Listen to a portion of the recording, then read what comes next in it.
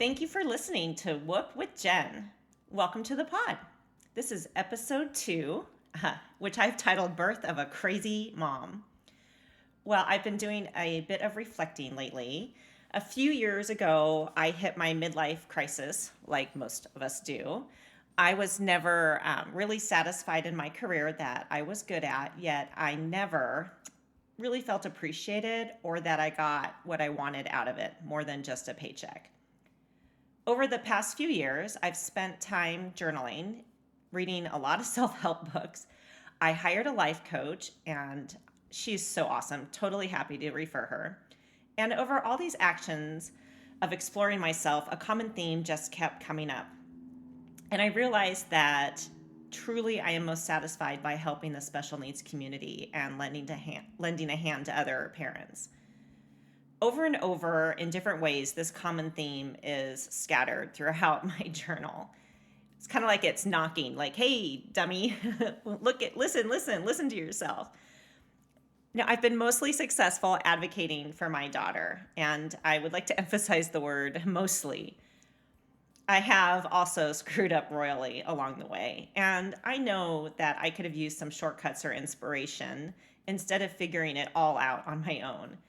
In one particular journal entry, and I'm reading here, I wrote 4 things. What do I need? What do I wish I had? What would I use? And what help would I seek?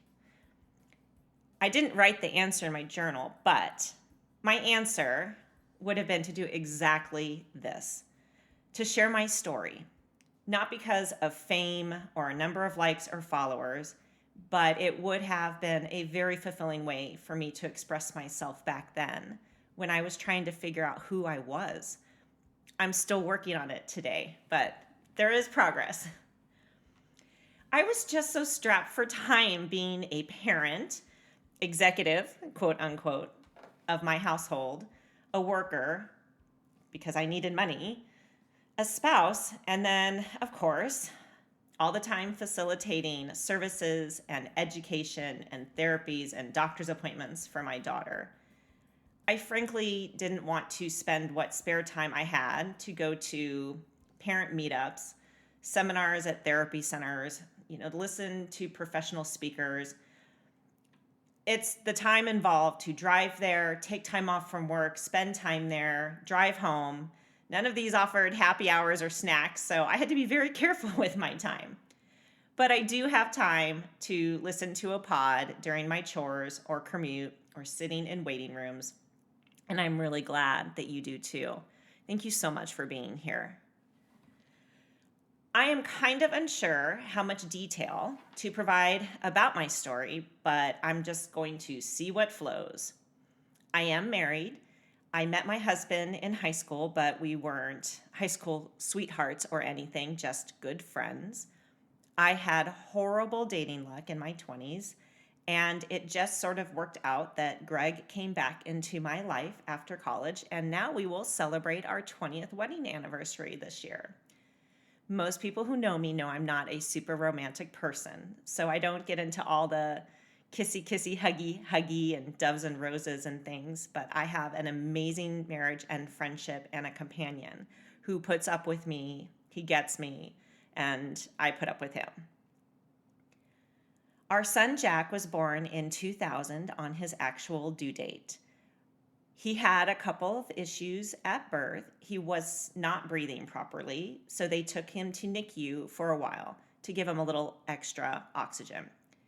He was born with a heart murmur, which is a small hole, hopefully small hole in his heart, and he was yellow with jaundice.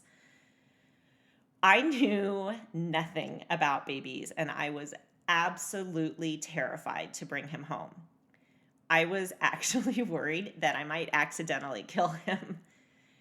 Fortunately, we had a great pediatric cardiologist, and he looked like a cross between Mr. Rogers and Albert Einstein, and I just loved him. He was probably the first and only medical professional that took all of the fear out of me and made me feel calm and that my kid was going to be okay. Fortunately, The very small hole in Jack's heart closed up on its own, and our precious blue eyed, tow headed, adorable son was just a great baby, toddler, kid, teenager, and now he is a young adult. He hit all the normal milestones and was typical in every single way, which also includes getting very exasperated with me at times as he's getting ready to spread his wings and go out on his own. I grew up with having a sister, so having a boy as a son was very scary for me because I didn't know anything about raising a boy. I love my son so much, but I was also very happy to find out that when we were pregnant again, we were having a girl.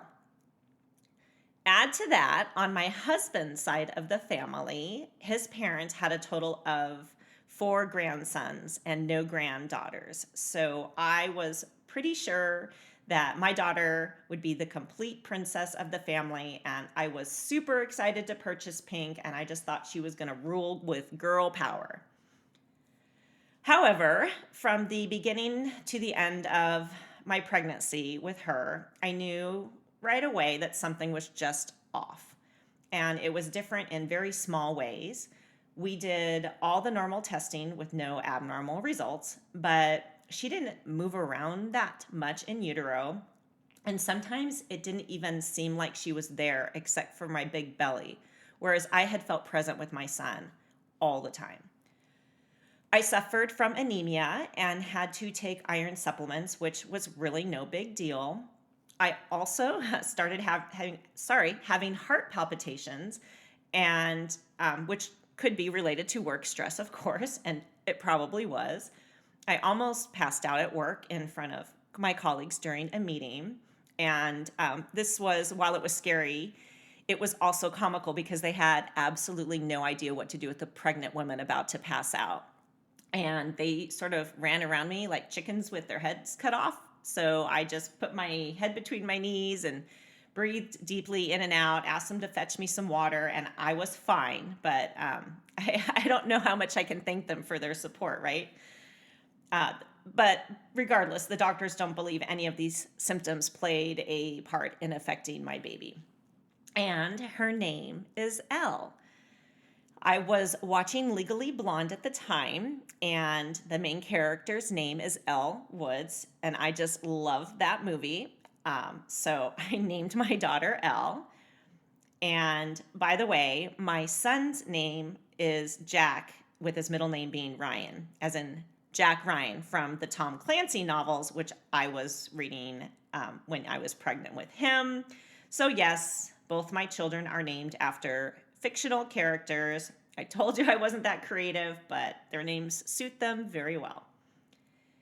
Elle has autism, which is entirely another pod, or it's going to be a lot of pods. But she also has true genetic abnormalities, which resulted in one of her diagnoses, her first one, if you can call it that, because no one knew anything about her unique DNA back then. Elle was born in 2003, 3 years and 6 days after her brother and about 1 week early.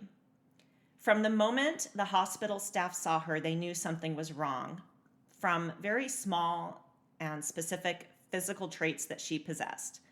She had quite a few skin tags, lower set ears, larger than normal hands, whatever that means, and her nipples were wider apart than, again, normal. I am not fond of that word, but that's how they described it to me.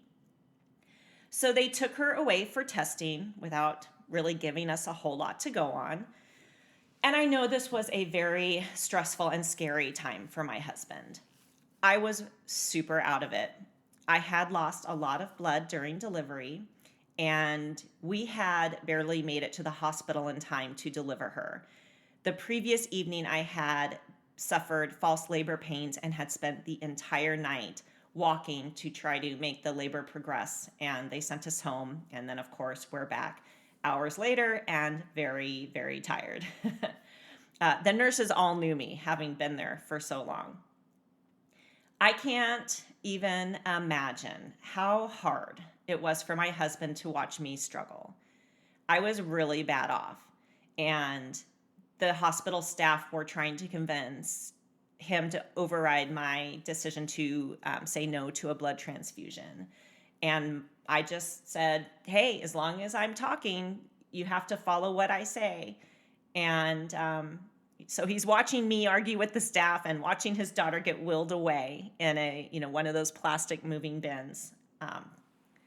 So that must have been a really horrible time for him, which he never complained about at all.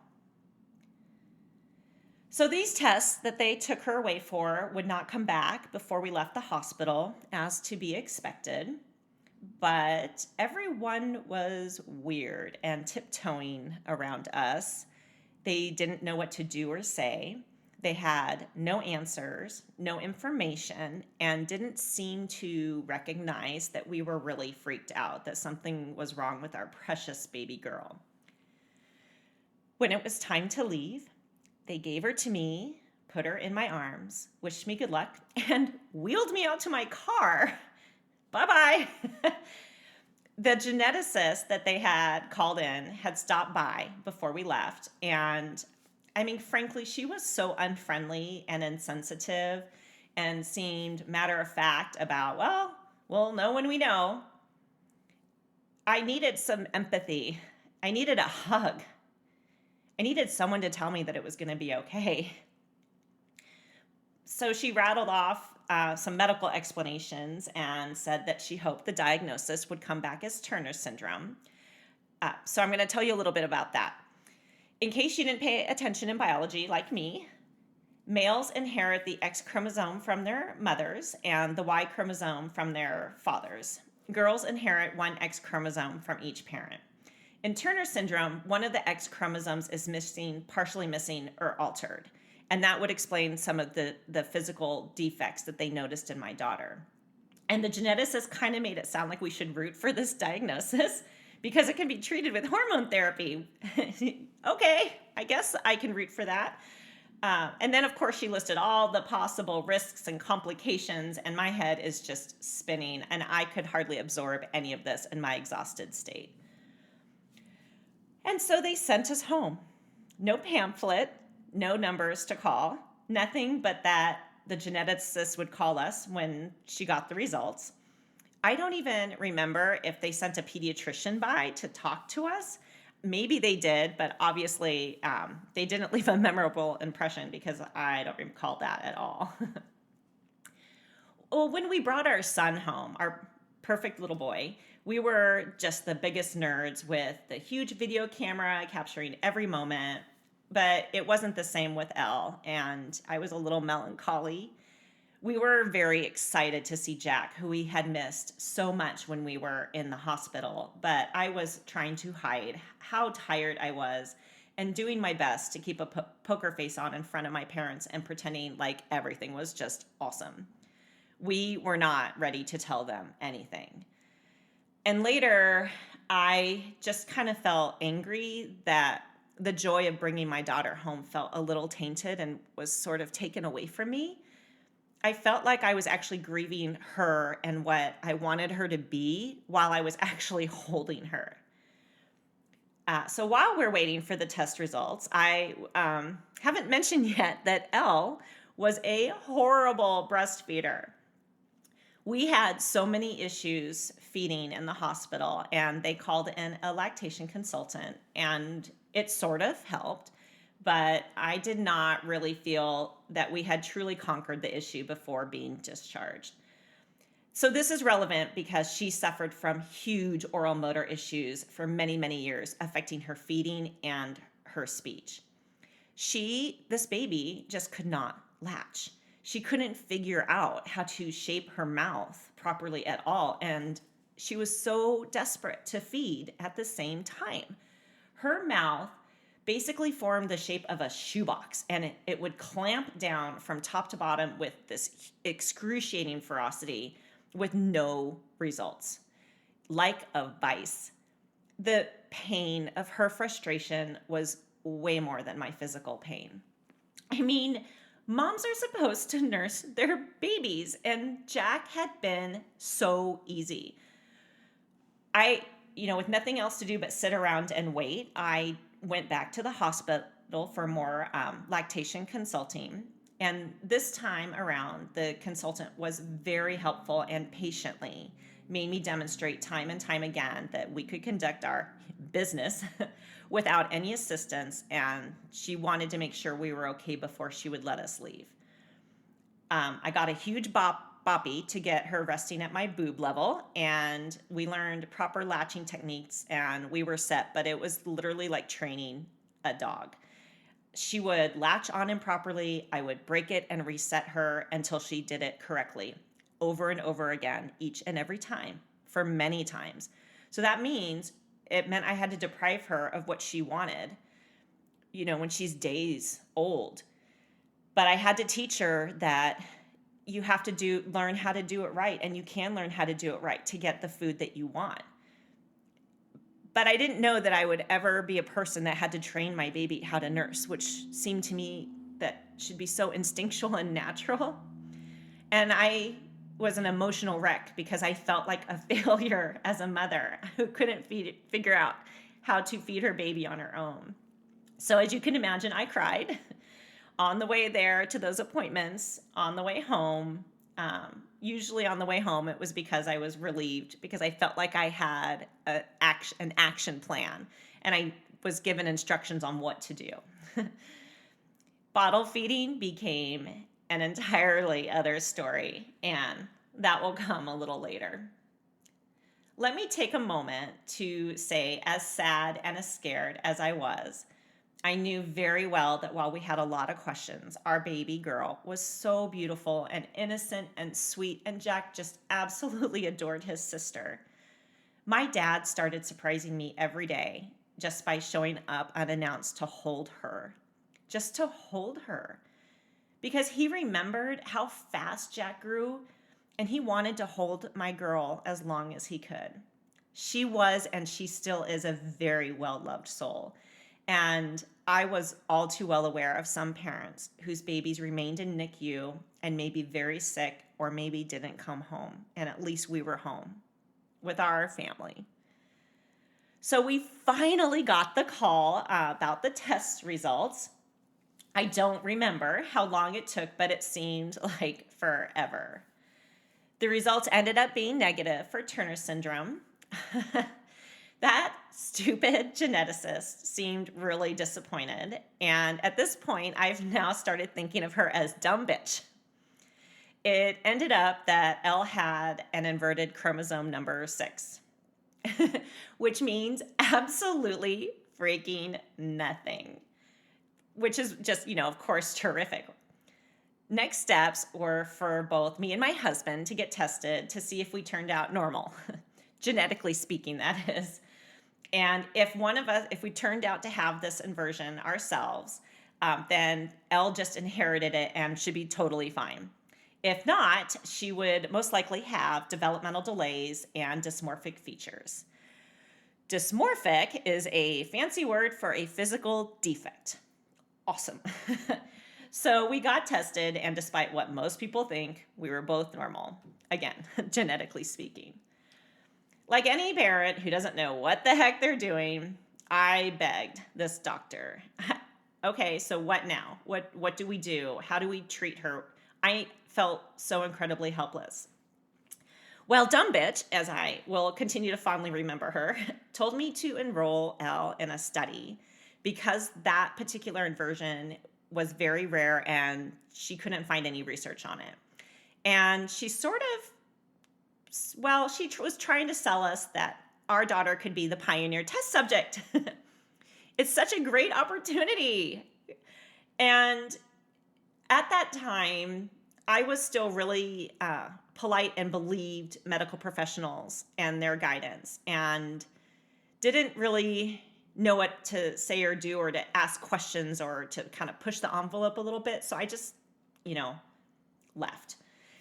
And Greg comes home from work that day to all this drama that I have kept bottled up inside. I'm a wreck, and he is just such a rock.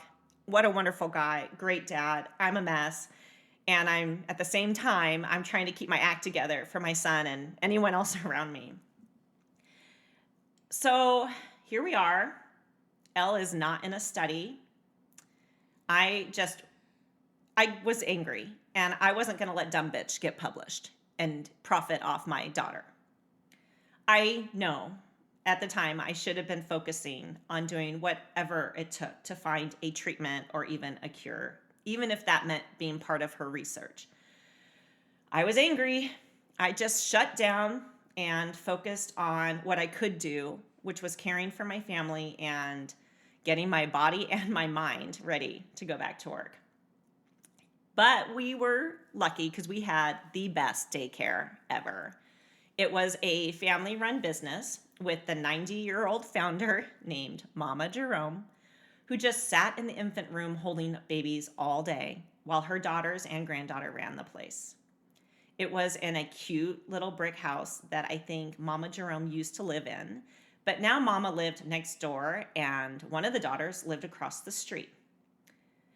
3 years ago, I sobbed when I put Jack in Mama Jerome's arms when he was 8 weeks old. And yes, it does suck to go back to work at 8 weeks. Mama just hugged me and patted me and told me that he would be safe and fine, and he knew that I loved him. And this was the commencement of working mom guilt. So at least we knew we had the best daycare in town for Elle. And that was one huge worry off of my shoulders. But in order to take her to daycare, she needed to drink from a bottle. And so we are back to feeding. Oh, she hated the nipples on a bottle. Every nipple. Every single freaking nipple. I would be at Babies R Us and fill up an entire shopping cart with every single nipple they sold in every single size, for every single bottle manufactured, every single flow, to figure out a combination that would work. It was quite the sight to see, but I have now ventured into a phase titled, If It's About My Kid, I Don't Care What People Think. And that phase still lasts to this day. But I am totally freaking out. I have to go back to work and my daughter refuses a bottle. During this time, we went to a friend's wedding, and in between the ceremony and the reception, I go home to feed her. The reception, fortunately, was only 15 minutes away. So after dinner, and me cramming as much food in my mouth as I could, I race home to feed her. And, because babies nurse so frequently when they're little. And then, of course, I race back with, my eyes on the wedding cake. It was feed her, feed me, feed her, feed me. I don't think I made it back in time for the cake cutting, but Greg definitely saved me a piece. He's honestly such a keeper. But I'm running out of time before I have to go back to work. And I think it was Greg that asked around if people had run into the breast versus bottle problem. And please, no judgment, because, no one's helping us. No doctor, no one's telling us, what to do or giving us any advice. So what we heard is that as long as Elle could smell her food source, which was me, that she would refuse anything by any other means. So the solution was to remove the food source from the situation. So she would have to rely upon something else. We had a freezer full of pumped breast milk, so I left for a weekend. I left my newborn daughter with my brave husband. She was going to have to decide if she was going to starve or take the bottle and let some natural instincts kick in. She would literally shove the nipple out with her tongue and almost into the bottle while mouthing around for what she really wanted. I can't remember where I went or what I did. I'm guessing I went to my parents with Jack and said, hey, I'm having a mommy-son weekend and Greg's having a father-daughter weekend. I obviously lied so they wouldn't worry. Trust me, they knew something was up, but they were too polite or frankly probably too scared to ask. And then of course I'm pumping the whole time and my boobs are like up to my chin, and we didn't have texting back and forth then, and so I wasn't getting constant updates on how it was going at home, which was really worrisome and stressful. But Greg was my hero. I think Elle refused to eat for about a day, and then finally her tummy took over her stubborn little mind and she took a bottle. And Greg made sure that she was consistent at taking a bottle before we came back home, to make sure that it was a routine acceptance and that she wouldn't revert back just to breast. And we kept that up even once I was back. And ultimately, I would just pump and she would be bottle fed to just not ever regress in that scenario. So that was super fun and romantic times. But we did it. And while she didn't love the bottle, she was able to go to daycare. And it's really funny because her personality is exactly the same today. She will put her foot down until mom and dad lay down the law, and then she'll comply, most obviously not being happy with it. But she'll do it.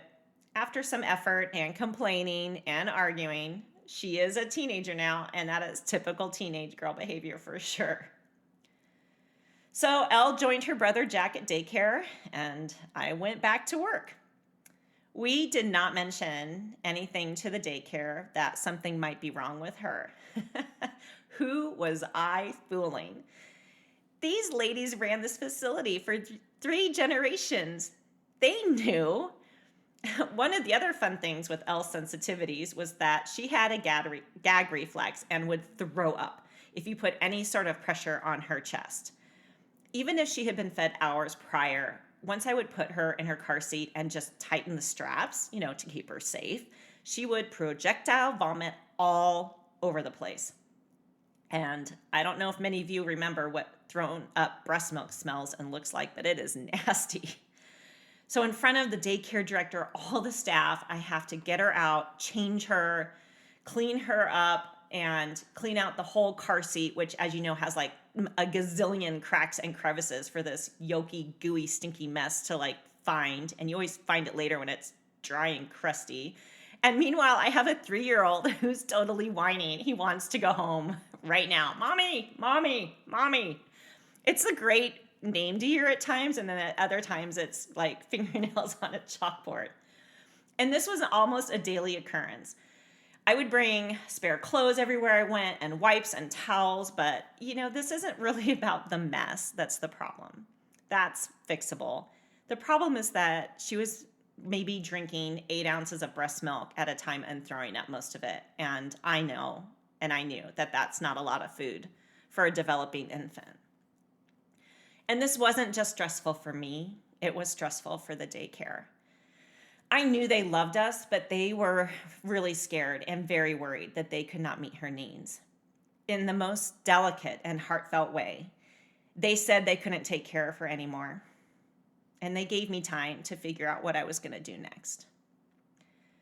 I figured no other daycare would take her, and I wasn't even sure that would be a good idea since we already had the best place in town. We kept Jack there because it was near my work, and I started advertising for a nanny. I found a wonderful older lady who told me that she felt like she was sent to us for a purpose. She would work 10 hours a day for 5 days a week. So that was 50 hours a week, and she charged $11 an hour. Yep, that is $550 a week for a nanny, coming from what I think was $140 a month back then for daycare. And we had just moved into a big, expensive house that was supposed to be our dream home. It was definitely a stretch, but we pictured ourselves there forever. And both of us were working professionals with upward potential. When we bought the home, we had no idea that we'd be facing these issues with our daughter. One unplanned and recurring expense, and now I get to worry about money. Yay.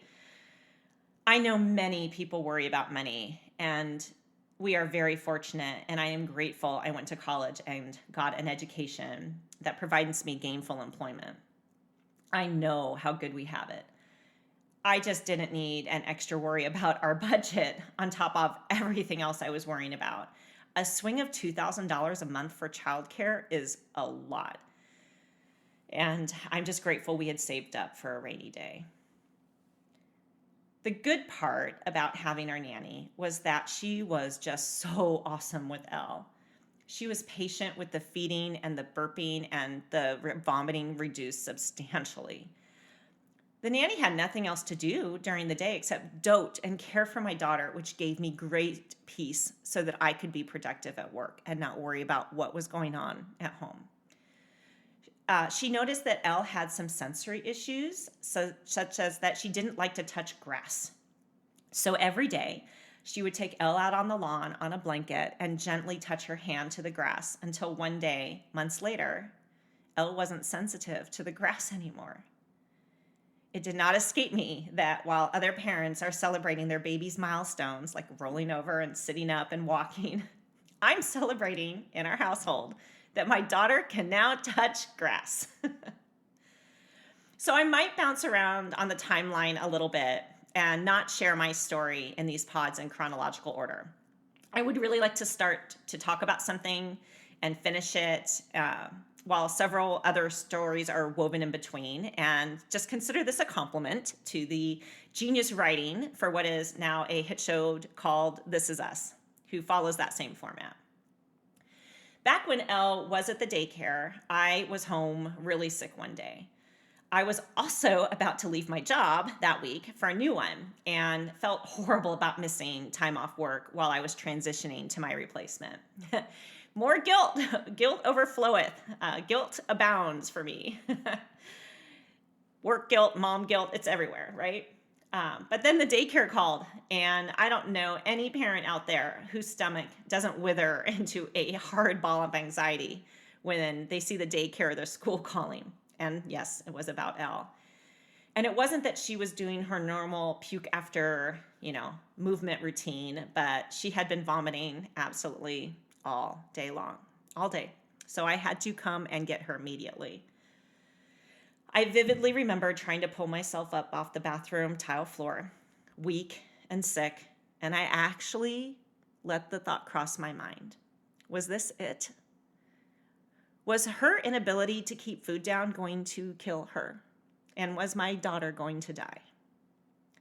I picked her up, and based on when I saw her and her pretty little but weak smile when she saw me, I could tell that she was going to be fine for now and that I didn't need to race off to the ER. I took her home and held her and scheduled an appointment at the pediatrician's office for the very next day. I emailed my soon-to-be old boss and apologized that I was not going to be able to come back to work at all the rest of the week because I needed to take care of my daughter. And she, of course, knew nothing was wrong. But that would be my departure from this workplace environment. And my boss was kind of a difficult individual anyway, and that, I believe, sealed my fate, unfortunately, about how she would remember me regardless of the quality of the work that I did or my efforts. And so I knew I would not be able to ask for a reference from that job, which does not serve me well, going forward. Okay, warning. What comes next is my birth into becoming that mom. Yes, that crazy mom. And my realization that I was going to have to stop being polite and respect everything that medical professionals told me or believe that they knew what they were actually talking about just because they had a medical license. I started believing they didn't know crap. I was going to have to go a little crazy in order for people to give me what I wanted, what I needed, what Elle needed. And this tactic has served me very well for 15 years, and I continue to refine it and make it better. You start off as one emotional, crazy mom, and now I'm a little bit more calm and direct and focused. It does take practice.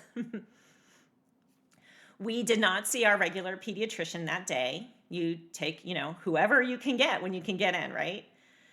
I didn't care. I kind of found him worthless. When we had our well baby checks right after she was born, he acknowledged she had an abnormality, but just said, let's see what happens. That dumbass. I honestly wish I could figure out how to fix the broken schools and places that these medical professionals do their residencies at that don't teach them anything. And I find it unfortunate that they don't bother to learn within their own community about taking care of a special needs individual. At this appointment, though, with this other doctor, I explained thoroughly what had been happening with the vomiting, and Elle did not even register on the charts for weight. And that was a huge shock to me. I knew she was small, but she started small, and I didn't have a gauge for how big she should have been at that time. This doctor smiled at me and told me that Elle was lucky because she was going to be petite. Dreams coming true, everyone. And then, of course, as you can imagine, I absolutely lost it. I'm at my limit. I can only handle so much. I've had months of worry. I have moved houses. I have a stressful work job. I work full time. I've got 2 kids. I manage a household, and I've got one that throws up if she sneezes. She isn't on the weight charts, and I'm supposed to be accepting that she's just going to be petite. The doctor said she couldn't find anything wrong with her. And I'm like, have you looked at her chart? It is documented that she has an inverted chromosome and is subject to developmental delays. And this lady has no answer for me and just starts walking out the door. So I am now full-blown crazy. I am in front of the nurse's station, and I just speak up very loudly and emotionally, and I make sure there is a ton of hysteria in my voice. And I scream, who is going to help my baby? My baby is not thriving. Who is going to help me when you know there is something wrong with my daughter?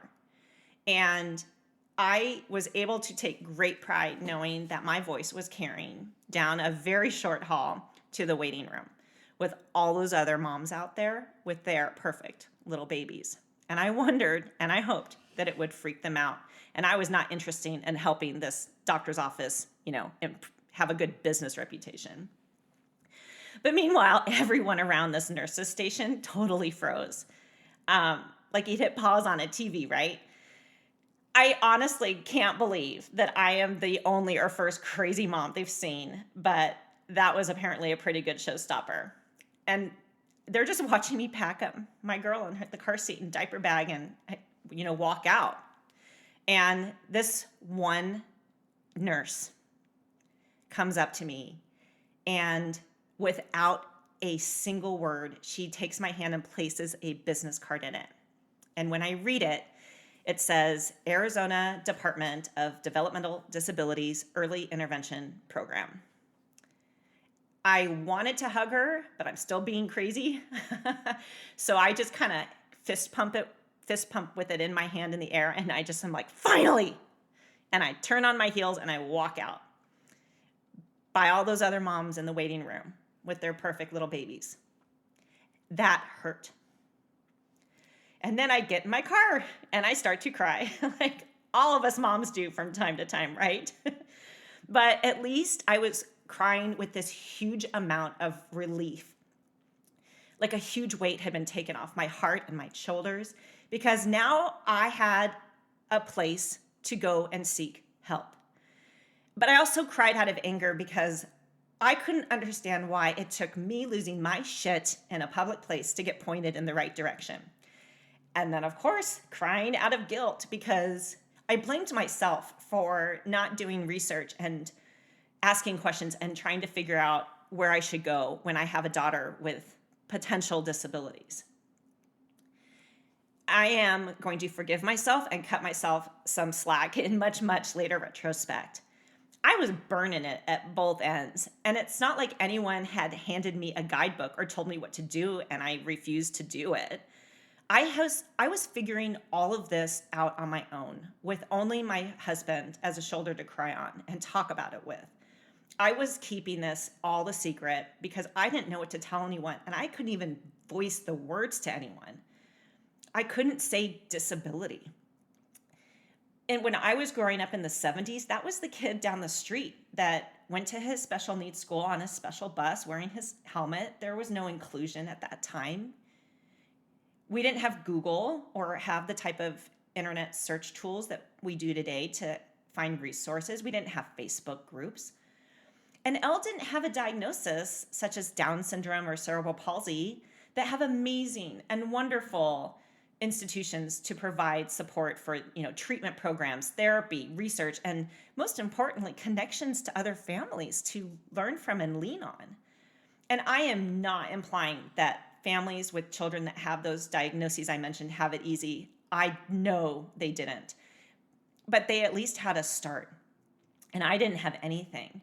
And I've always wondered how many families and kids get lost because of their diagnosis, if they even have one, because it's so rare. And what do they do if they don't even have a diagnosis? Well, if you're one of them, you are not alone, and you can totally do this. You are the chosen one to be the hero for your kid, and know that you have the mindset and strength to be awesome at it. Maybe you learned something today that you wish you had known before and you have regrets, but don't. Take the new knowledge and information and use it for next time. Hey, we don't go back. We learn, we get smarter, and we move on with more ammunition and more tools. And that is why, my friends, we are warriors. At this point now, Elle is about 8 to 9 months old, in the first year of her life. And finally, we are about to start on our journey to get her what she needs. And I am super excited to share what we have learned along the way. And I hope you learn from that and the mistakes I've made. Oh, and no, guess what? She actually doesn't have an inverted chromosome number 6, which we don't find out for years later. Dumb bitch. Can you imagine if I had taken the time to put her in a study for something she doesn't even have? Unreal. All right, whoop to you all out there. Hey, this is Jen. Thank you so much for listening. I believe in you, and I hope that you are as crazy as you need to be.